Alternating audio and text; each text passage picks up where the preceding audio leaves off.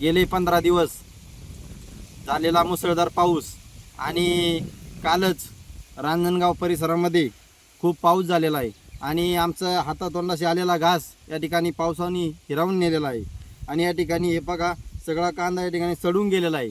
तरी याला खर्च खूप आहे, लावगड आहे, खुरापणी आहे, खतांचा खर्च आहे।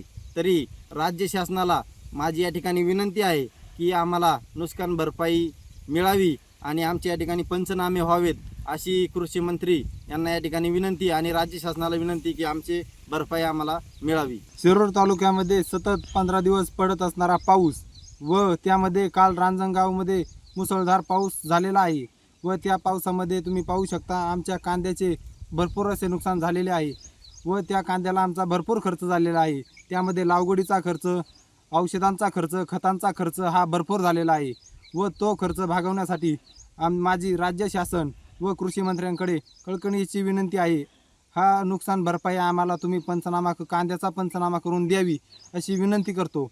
व तुम्ही पाहू शकता हे कांदे खूप असे सडून खराब झालेले आहे। हा कांदा आम्हाला काढताच आलेला नाही व रानातच सडून खराब झालेला आहे। त्यामुळे याची दखल राज्य शासन व कृषी मंत्री यांनी घ्यावी अशी विनंती करतो। देश विदेशातील प्रत्येक घडामोडींचे लाईव्ह अपडेट मिळवण्यासाठी आता साम टीव्हीच्या सर्व सोशल मीडिया प्लॅटफॉर्मला लाईक, फॉलो आणि सबस्क्राईब करा। तसंच सर्व नोटिफिकेशनसाठी बेल आयकॉन प्रेस करायला विसरू नका।